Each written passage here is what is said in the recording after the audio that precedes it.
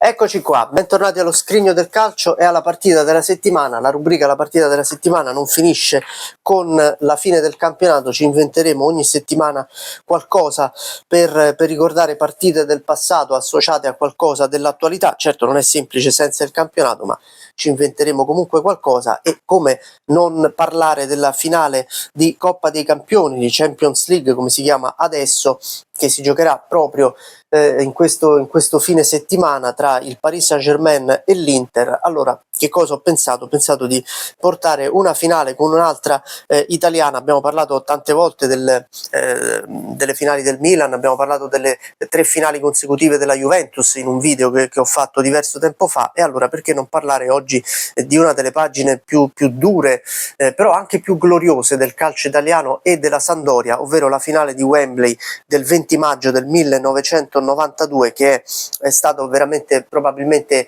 la fine della grande Sampdoria di Boskov. Effettivamente fu la fine proprio di Boskov. Salutiamo intanto gli amici che passano in aereo qui vicino. Che cosa succede? Succede che la Sampdoria arriva a questa finale forse da favorita, perché nonostante il Barcellona di Cruyff fosse una squadra fortissima, era una squadra a 0 Coppa dei Campioni, proprio come la Sampdoria. È chiaro che la Sampdoria era alla fine di un ciclo, aveva vinto lo scudetto l'anno precedente e aveva probabilmente sacrificato anche il campionato per il percorso europeo che la porta alla finale di Wembley contro il Barcellona. Vi faccio vedere intanto le due squadre che giocano, nessuna delle due con la prima maglia. Il Barcellona gioca con una maglia strana arancione, poi ogni tanto ci lamentiamo delle maglie attuali, però pure questa del Barcellona non è che fosse un granché, e la Sampdoria gioca con la maglia bianca classica, non quella blu, però diciamo la maglia storica della Sampdoria, tant'è che questa maglia non piaceva particolarmente al Barcellona, tant'è che dopo festeggerà indossando le maglie classiche blaugrana nei festeggiamenti.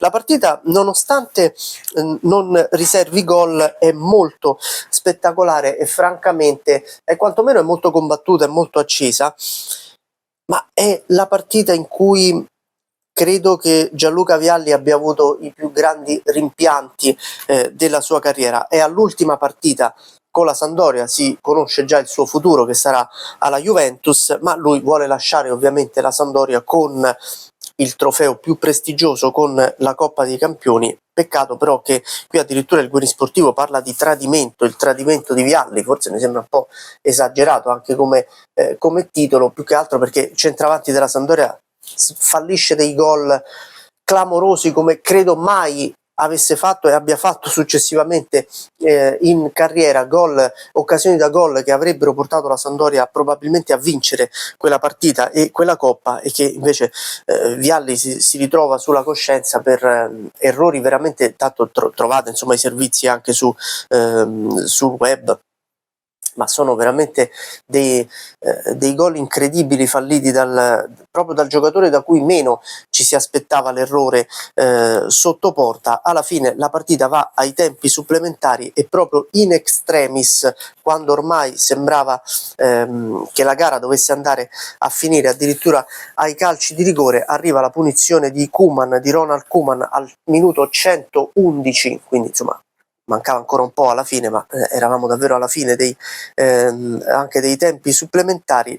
Il Barcellona vince 1-0 con il gol di Koeman e alla fine della partita c'è la grande delusione dei giocatori della Sampdoria. Io mi ricordo le lacrime di Attilio Lombardo, mi ricordo l'intervista a Gianluca Pagliuca che disse: ci dispiace tantissimo non aver regalato questa gioia ai tifosi, perché probabilmente questa occasione sarà irripetibile. C'era veramente la sensazione in quella Sampdoria che fosse un po' la fine di quella magia che era iniziata alla fine degli anni '80, che era culminata con lo scudetto dell'anno precedente, che un cerchio che non si è riuscito a chiudere con l'unico trofeo che poi in fondo è mancato a quella Sampdoria, che aveva vinto, a parte lo scudetto, anche la Coppa Italia, diverse Coppe Italia, aveva vinto la Coppa delle Coppe, insomma aveva vinto anche in Europa, ma non era riuscita ad acchiappare, ad acciuffare quella Coppa dei Campioni che avrebbe probabilmente meritato in quella serata, anche se, ripeto, quando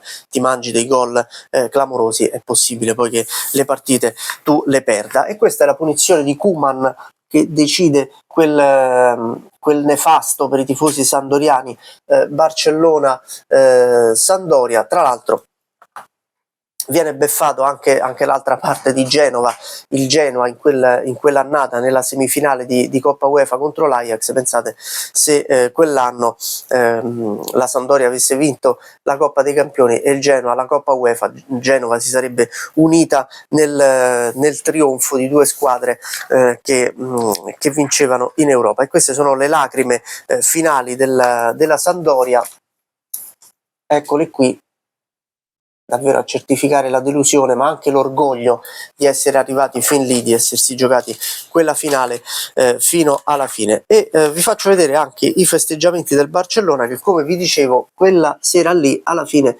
decide di festeggiare con la maglia blaugrana classica, un po' a rispettare i colori del Barcellona, dopo aver giocato la finale con un bizzarro colore arancione, come un po' è bizzarro è questa maglia oro del Barcellona che ho io a volte anche all'estero. Insomma, i colori tradizionali delle squadre non vengono particolarmente rispettati. Questa è la copertina del Guerisportivo, che già però si rifà un po' al calciomercato. Nasce la Juve anti-Milan, Baggio e Vialli insieme. Qualcuno parla anche di Dunga, che però invece non andrà alla Juventus, tra l'altro andrà addirittura al Pescara nell'estate del 92 per retrocedere col Pescara 92-93. Questa è la partita della settimana, la finale di Coppa dei Campioni del 92.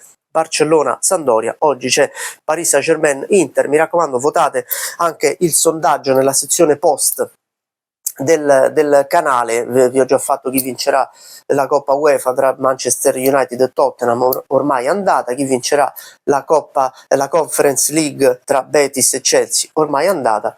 E votate, mi raccomando, il sondaggio, chi vincerà la Coppa dei Campioni tra Paris Saint-Germain e Inter. Vedremo come andrà. Io vi ho ricordato e riportato indietro con la memoria al 1992. La rubrica La partita della settimana è questa qui. Ogni settimana vi stupiamo con qualche partita, qualche ricordo del passato. Iscrivetevi al canale, mi raccomando. Buona partita a tutti. Ciao.